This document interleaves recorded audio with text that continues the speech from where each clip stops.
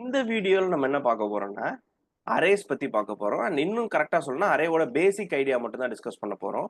அரேய பத்தி டீட்டெயில்டா அப்கமிங் வீடியோஸ்ல நம்ம பார்க்கலாம். முதல் முக்கியமான விஷயம், அரேக்கு நம்ம ஏன் வர்றோம்? அப்ப நார்மலா டேட்டா டைப்ல என்ன பிரச்சனை இருந்துச்சு அப்டின்னா, எனக்கு கன்டினியூஸா இந்த டேட்டா டைப்ல there is a problem. That is continuous memory allocation. Continuous memory allocation not guaranteed. கண்டிப்பா நடக்கல. என்னால கேரண்டி பண்ண முடியல. சோ, அதனால அத ஓவர் கம் பண்றதுக்காக தான் நான் எந்த கான்செப்ட்க்கு வர்றேன்? அரேஸ்ங்கிற கான்செப்ட்க்கு வரேன்னு சொல்ட்டேன். சரி. உங்களோட கேள்வி இப்ப என்னன்னா, சார் சரி சார். அங்க பிரச்சனைங்கிறது எனக்கு புரியுது. இப்ப அரேஸ்க்கு வந்தா அந்த பிரச்சனை சால்வ் ஆயிருமா? இந்த ஸ்கூல் கதை ஏதோ ஒண்ணு சொன்னீங்கல்ல.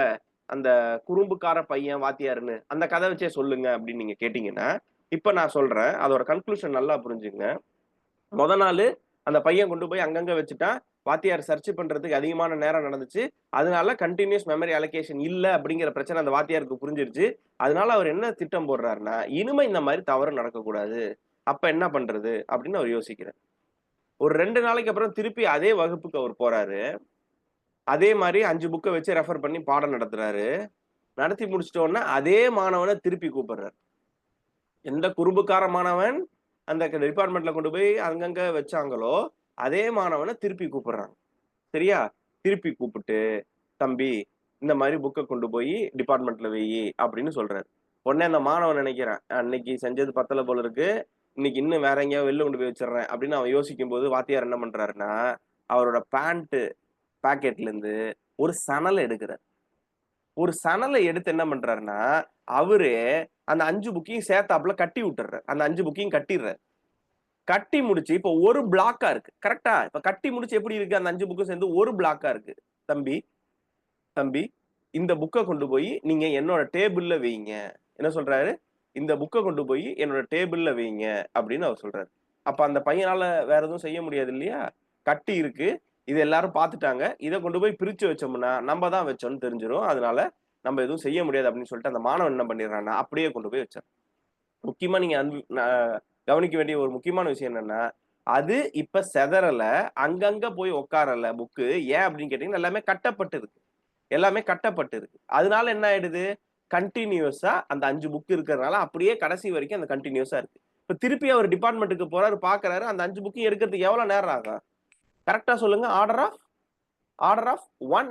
It is not order of N. முன்னாடி ஆர்டர் ஆஃப் என். ஏன்னா லீனியர் சர்ச். இங்க போய் சர்ச் பண்ணா, அங்க போய் சர்ச் பண்ணா, அங்க பண்ணல. ஆர்டர் ஆஃப் என் முன்னாடி நடந்துச்சு. ஆனா இப்ப கண்டிப்பா என்னதான் நடக்க போகுது? Order of 1. ஏன்னா எல்லாமே கிடைச்சிருச்சு. ஏன்னா எல்லாமே கிடைச்சிருச்சு. கரெக்ட்டா? இதுதான் முக்கியமான விஷயம். இந்த கான்செப்ட்க்கு பேரு தான் நான் என்ன சொல்றேன்னா, அரேன்னு சொல்றேன். அரேன்னு சொல்றேன். இதுல முக்கியமான டெஃபினிஷன் என்னன்னா, அரே நல்லா கவனிங்க. Array okay stores element continuously. Continuously. Okay. இது ஒரு மிகப்பெரிய அட்வான்டேஜ். ஆனா எலமெண்ட்ஸ் எல்லாமே என்னவா தான் இருக்கணும் அப்டின்னா, ஹோமோஜீனியஸ் எலமெண்ட்டா இருக்கணும். Homogeneous element. சார் என்ன சார் ஹோமோஜீனியஸ் எலமெண்ட்னா என்ன சார் அப்டின்னா, அந்த எலமெண்ட் எல்லாமே என்ன டைப்பா இருக்கணும் அப்டின்னா, அந்த எலமெண்ட் எல்லாமே என்ன டைப்பா இருக்கணும்னா, சேம் டேட்டா டைப்பா இருக்கணும். எலமெண்ட் எல்லாமே என்னவா இருக்கணும்?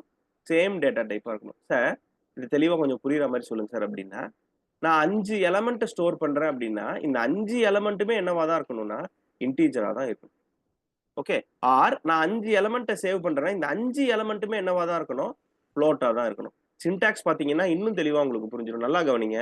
அரேயோட சின்டாக்ஸ் எப்படி இருக்கும்னா, நான் ஸ்டோர் பண்ண போறேன். என்னோட அரே பேரு ARR-AY அப்படின்னு நான் ஒரு அரே கிரியேட் பண்றேன். ARR-AYன்னு நான் ஒரு அரே கிரியேட் பண்றேன். இந்த எலிமெண்ட்ல நான் 5 பேர ஸ்டோர் பண்ண போறேன் அப்படின்னு நீங்க சொல்றீங்க. 5 பேர நான் ஸ்டோர் பண்றேன் அப்படின்னு சொல்றீங்க. அரேயோட சிம்பல் இது. ஓகே. இந்த சிம்பலுக்கு பேரு நல்லா ஞாபகம் வச்சுங்க. இந்த சிம்பலுக்கு பேரு இண்டெக்ஸ் ஆர் சப்ஸ்கிரிப்ட். இந்த சிம்பலுக்கு பேரு இண்டெக்ஸ் ஆர் சப்ஸ்கிரிப்ட். தெளிவா ஞாபகம் வச்சுங்க. Index or subscript. எத்தனை எலிமெண்ட் ஸ்டோர் பண்றேன்? 5 எலிமெண்ட் ஸ்டோர் பண்றேன். அப்படின்னு சொல்லிட்டு அதோட விடக்கூடாது. என்ன எலிமெண்ட் தான் ஸ்டோர் பண்ணணும்? ஹோமோஜீனியஸா ஸ்டோர் பண்ணணும். இந்த 5 என்னவா இருக்கும் அப்படின்னு பாத்தீங்கன்னா, இன்டிஜரா இருக்கும். ஆர் இந்த 5 என்னவா இருக்கும்னு பாத்தீங்கன்னா, ஃப்ளோட்டா இருக்கும். இப்படிதான் ஸ்டோர் பண்ணணும். தெளிவா புரியுதா? தெளிவா புரியுதா? பாருங்க எப்படி படிக்கணும்னு நான் சொல்லித் தரேன். இந்த மாரி படிச்சீங்கன்னா தெளிவா புரிஞ்சிரும். I am creating an array called array which stores 5 element. I am creating an array called array which stores 5 element. All the 5 elements are of type integer. All the 5 elements are of type integer. இங்க பாருங்க, I am creating an array 1. I am creating an array 1 which stores 5 elements. All the 5 elements are of type float. All the 5 elements are of type float. அப்ப array என்ன பண்ணுதுன்னா எல்லாத்தையும் கட்டிடுது. இந்த மாதிரி கட்டிடுது. இந்த மாதிரி கட்டிடுது. பிரச்சனை சால்வ் ஆயிடுது. பிரச்சனை சால்வ் ஆயிடுது. கிளியர்னா? கிளியர்னா? So array stores element continuously and all the elements are homogeneous element. All the elements are homogeneous element or same element type. Or same element type. நல்லா இன்னொரு முக்கியமான விஷயம் சொல்றேன், நல்லா கவனிங்க. இந்த அரே ரெண்டு டைப்பா பிரிக்கலாம். இந்த அரேவை நம்ம என்னவா பிரிக்கலாம்னா ரெண்டு டைப்பா பிரிக்கலாம். ஒன்னு ஸ்டாட்டிக் அரே, இன்னொன்னு டைனமிக் அரே. ஸ்டாட்டிக் அரே அப்படின்னா இந்த எலமெண்ட்ஸ் இருக்கு பாத்தீங்களா, அது கான்ஸ்டன்ட். Element constant. அப்போ எப்போ கொடுப்போம்னா கம்பைல் டைம்லயே சொல்லிடும். கம்பைல் டைம்லயே நம்ம என்ன பண்ணிடுவோம், சொல்லிடும். எலமெண்ட் கான்ஸ்டன்ட் நம்ம எப்போ சொல்லிடுவோம், கம்பைல் டைம். அப்போ கம்பைல் டைம்ல என்ன, நீங்க ப்ரோக்ராம் எழுதும் போதே, ப்ரோக்ராம் ரைட் பண்ணும் போதே நீங்க என்ன சொல்லிடுவீங்கன்னா எனக்கு இவ்வளவு பேர் தான்ப்பா வேணும் அப்படின்னு நீங்க சொல்லிடுவீங்க. டைனமிக் அப்படின்னா இந்த எலமெண்ட் இருக்கு பாத்தீங்களா, இது சேஞ்ச் ஆகும். இது சேஞ்ச் ஆகும். சேஞ்ச் ஆகும்னா என்ன, நான் அதிகமா கொடுக்கலாம், கம்மியா கொடுக்கலாம், மாத்தி மாத்தி கொடுத்துட்டு இருக்கலாம். அப்ப இது எப்ப சார் நடக்கும் அப்படின்னு பாத்தீங்கன்னா ரன் டைம்ல நடக்கும். இது எப்ப சார் நடக்கும் அப்படின்னு பாத்தீங்கன்னா ரன் டைம்ல நடக்கும். ஓகே. ப்ரிஃபரபிளி சார் ரெண்டு பேர் இருக்காங்க சார். ஓகே, இதுல யார் சார் மோஸ்ட் ப்ரிஃபர்ட் அப்படின்னு கேட்டீங்கன்னா static is most preferred. Static is most preferred.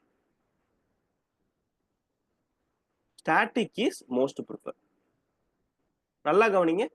Static is most preferred. ஏன் சார் ஸ்டாட்டிக் இஸ் மோஸ்ட் ப்ரிஃபர்ட்னு சொல்றீங்க அப்படின்னா அரேயோட கான்செப்ட் என்ன, அரேயோட கான்செப்ட் என்ன, எனக்கு எல்லா மெமரியும் எங்க தான் அலோகேட் ஆகணும், எனக்கு எல்லா மெமரியும் எங்க தான் அலோகேட் ஆகணும், பக்கத்து பக்கத்துல. என்னோட எலமெண்ட்ஸ் எல்லாமே எங்க தான் அலோகேட் ஆகணும், பக்கத்து பக்கத்துல. Say for example int A of 5 அப்படின்னு நான் கொடுத்தேன்னா நான் மொத்தமா 5 எலமெண்ட்டை ஸ்டோர் பண்ண போறேன். 1 1 2 2 பைட்டு. ஸோ 1 2 3 4 5 இப்படிதான் ஸ்டோர் ஆகும். கரெக்ட் தானே? 1 2 3 4 5 இப்படிதான் ஸ்டோர் ஆகும். இது ஸ்டாட்டிக். நான் ஃபர்ஸ்டே கொடுத்துட்டேன்னா எனக்கு கண்டிப்பா இப்படி நடக்கும். டைனமிக்னா நான் ரன் டைம்ல போய் கொடுக்குறேன்னா எனக்கு மெமரி மேபி மெமரியே இல்லாம போலாம்ல, மெமரி லெஸ்ஸா கூட இருக்கலாம்ல. எனக்கு சில பிரச்சனை அங்க வரதுக்கு வாய்ப்பு இருக்குல்ல, மெமரி லெஸ்ஸா இருக்கிறதுக்கு. சார் இது ஒரு எக்ஸாம்பிள் சொன்னீங்கன்னா இன்னும் எனக்கு கொஞ்சம் தெளிவா புரியும் சார் அப்படின்னு சொன்னீங்கன்னா I will tell one example. தெளிவா கவனிங்க, ஈஸியா உங்களுக்கு அண்டர்ஸ்டாண்டும், டவுட்டே வராது. டிக்கெட் புக்கிங் பண்றீங்க. என்ன பண்றீங்க, டிக்கெட் புக்கிங் பண்றீங்க. டிக்கெட் புக்கிங் இப்போதைக்கு ரயில்வேஸ்ல என்ன ரூல் இருக்குன்னா 60 days பிஃபோர் நீங்க பண்ணலாம். கரெக்டா? 60 days பிஃபோர் நீங்க பண்ணலாம். நீங்க ஒரு நார்மல் டேக்கு பண்றீங்க, ஒரு வெனஸ்டேக்காக பண்றீங்க, இன்னும் 60 days டிராவல் பண்றதுக்கு இருக்கு. அந்த ட்ரெயின்ல மொத்தம் 600 சீட்ஸ் இருக்கு. அந்த ட்ரெயின்ல மொத்தம் எவ்வளவு சீட்ஸ் இருக்கு, 600 சீட்ஸ் இருக்கு. உங்களுக்கு தேவை 2 சீட்டு.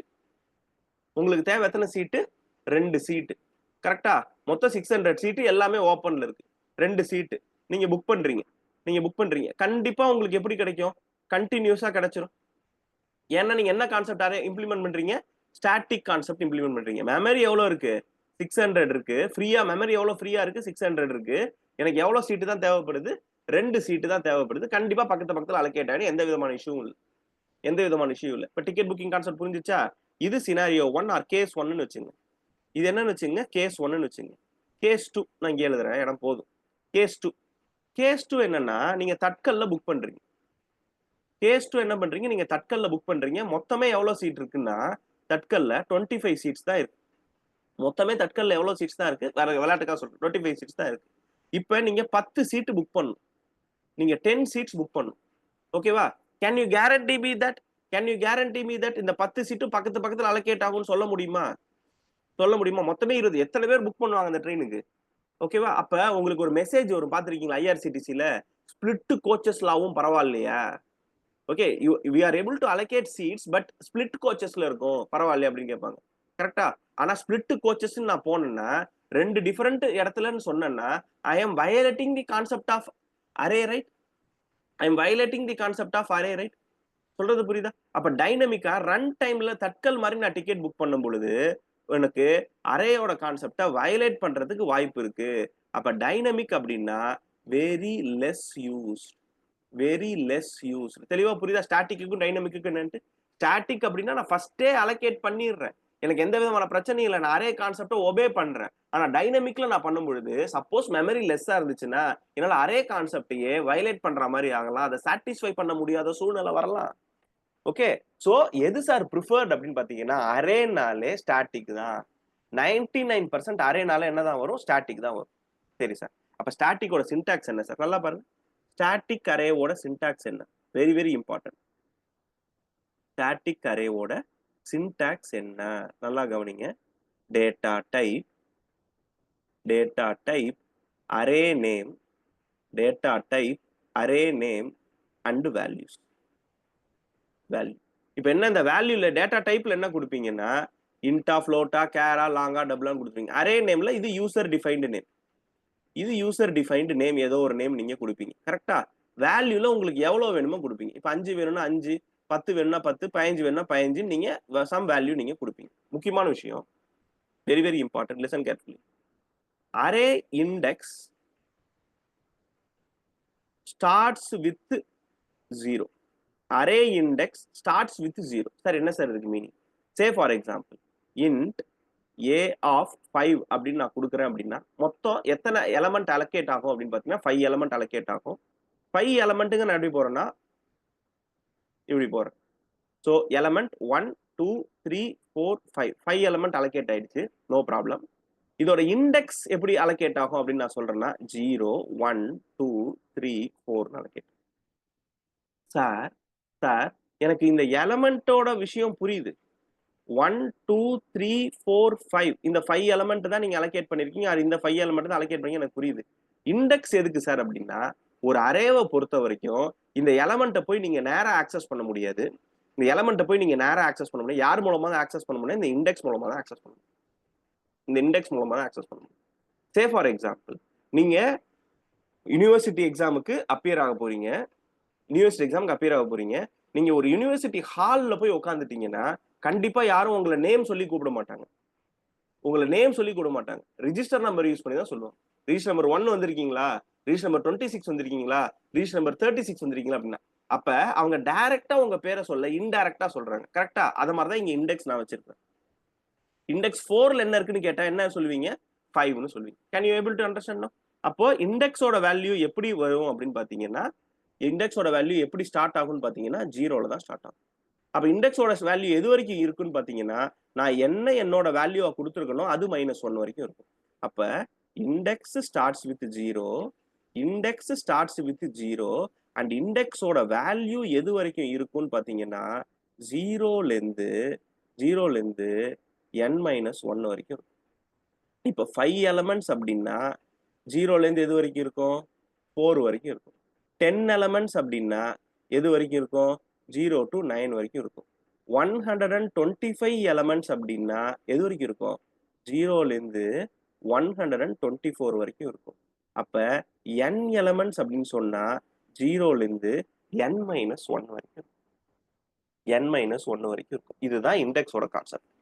இதுதான் இண்டெக்ஸோட concept. Index starts with 0 and the range of elements is between 0 to n-1.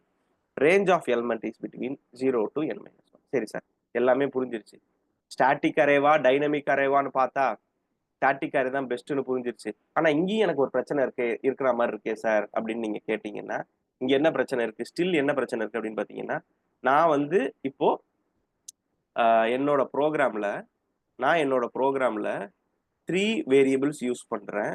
அந்த 3மே 3 டிஃபரெண்ட் வேரியபிள். நான் ஒரு இன்ட் யூஸ் பண்றேன், ஒரு ஃப்ளோட் யூஸ் பண்றேன், ஒரு கேரி யூஸ் பண்றேன். இந்த சூழ்நிலையில இந்த 3 வேரியபிளுக்கும் சேர்த்து ஒரு அரே கிரியேட் பண்ணலாமா அப்படின்னு நான் ஒரு क्वेश्चन கேட்டா 3 பேருக்கும் சேர்த்து ஒரு அரே, அப்பனா ஒரு இன்ட், ஒரு ஃப்ளோட், ஒரு கேர் 3 பேருக்கும் சேர்த்து நான் ஒரே அரேயா கிரியேட் பண்ணலாமா அப்படின்னு கேட்டா you are creating an array such that they are storing different data type. Whether it is allowed in array. No. Array can store n element, homogeneous element. 5 element 5மே int, 10 element 10மே same data டைப்பா தான் இருக்கணும், மாறி இருக்க முடியாது. So நீங்க என்ன ஸ்டோர் பண்ண நினைக்கிறீங்கன்னா ஹெட்டிரோஜீனியஸா ஸ்டோர் பண்ண நினைக்கிறீங்க. This is not possible in array. சரி சார், அது பாசிபிள்னா நான் எங்க சார் போகணும் அப்படின்னு நீங்க கேட்டீங்கன்னா நீங்க சி ப்ரோக்ராம்ல நீங்க படிச்சிருப்பீங்க, ஸ்ட்ரக்சர் ஆர் யூனியனுக்கு நீங்க போகணும். ஸ்ட்ரக்சர் ஆர் யூனியனுக்கு நீங்க போகணும். அப்ப அரேல ஹோமோஜீனியஸ் எலமெண்டா இருக்கிறத உடைக்கிறது என்ன கான்செப்ட்னு கேட்டீங்கன்னா structure and union concept. But இது நெட் சிலபஸோட ஸ்கோப்ல இல்ல. அதனால நெட் சிலபஸ்ல டிஎஸ்ஏவோட ஸ்கோப்ல இல்ல. அதனால நான் இப்ப நடத்தல. இது நம்ம ப்ரோக்ராமிங் லாங்குவேஜ் பார்க்கும்போது வரும். சரியா? ஒரு கான்செப்ட் மட்டும் அப்படியே ஃப்ளோட்டிங்கா ஞாபகம் வச்சுங்க. ரைட்? அப்ப ஓவராலா கன்க்ளூஷன் எப்படி சொல்லலாம்னா டேட்டா டைப் இருந்துச்சு. டேட்டா டைப்ல கண்டினியூவஸ் அலோகேஷன் அப்படிங்கிறதுல பிரச்சனை இருந்துச்சு. கண்டினியூஸ் மெமரி அலோகேஷன்ல பிரச்சனை இருந்துச்சு. நான் எங்க போனேன்னா அரேக்கு போனேன். அரேல ஹோமோஜீனியஸ் எலமெண்ட் மட்டும்தாங்கிற பிரச்சனை இருந்துச்சு. அதனால நான் எங்க போனேன்னா ஸ்ட்ரக்சர் அண்ட் யூனியனுக்கு போனேன். நான் ஸ்ட்ரக்சர் அண்ட் யூனியனுக்கு நான் போனேன். கரெக்ட்? ஸ்ட்ரக்சர் அண்ட் யூனியனுக்கு நான் போனேன். கிளியரா புரியுதா? இதுதான் ஓவரால் அரேவோட basics. I hope everything is clear. In next video, one more very interesting concept we are going to discuss. Right? Wait. Thank you.